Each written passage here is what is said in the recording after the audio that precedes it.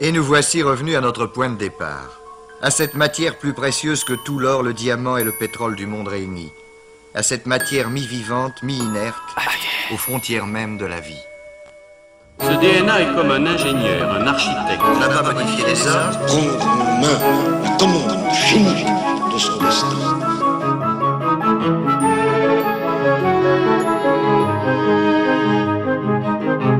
Je viens d'atterrir au beau milieu d'un centre commercial gigantesque.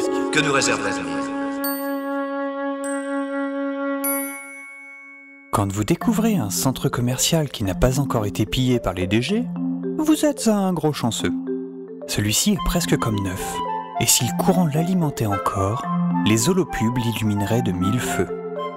Dès que j'aurai retrouvé Eva, faut vraiment que je vienne ici avec Lee. On essaiera de le relier à un générateur. Les distributeurs de coca sont encore pleins. Alors, on fait ses courses? Ah, Eva, John, cool, vous êtes là. Oui, mais ils sont pas loin, hein. On ferait mieux de se séparer d'ici. Et j'aimerais bien savoir comment t'es arrivé là, Oliver. Si ça te dérange pas, peut-être qu'on parlera de ça quand on sera vraiment en sécurité, non? Prends ton chat et reste ici. Moi, je vais partir à l'éclaireuse et trouver un moyen de les éviter. On rentre là. Ok.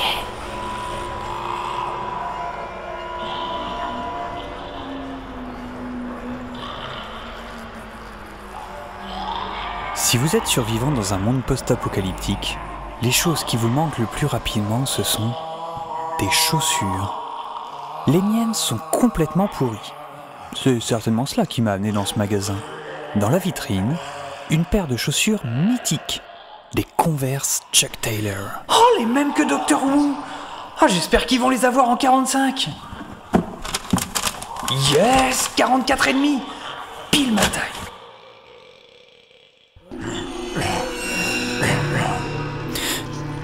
Un des jeunes est entré dans le magasin. Ces trucs carnivores ont un sacré flair. Oh, je vais me faire griller, c'est pas vrai! Pour l'instant, il avance dans les rayons, il ne m'a pas vu.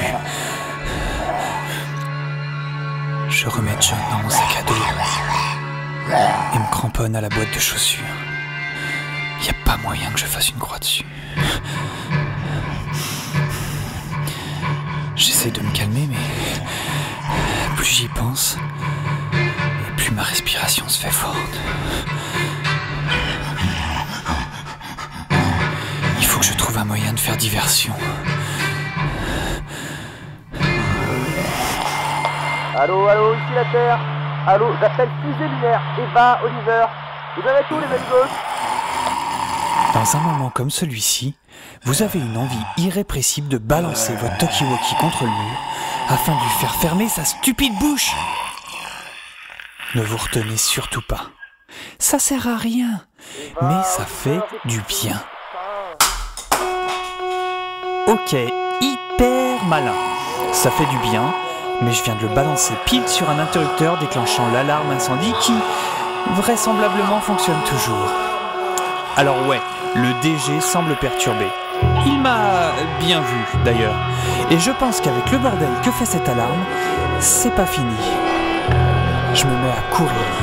J'ai plus que ça à faire maintenant. Je cours, je passe entre les boutiques. L'alarme résonne dans ma tête.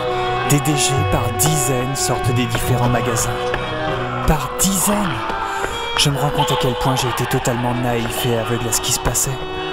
Ce n'était pas qu'un petit groupe isolé de dégènes qui s'était perdu au niveau du lab. C'était une véritable traque, organisée. Ils étaient entrés en guerre contre nous et nous étions sur le point de la perdre. Personne ne nous avait prévenus. En renversant ce DG dans ma course, je m'étale de tout mon long sur le sol. Le DG semble sonner. J'ai pas le temps de m'en assurer. D'autres sont juste au bout de l'allée.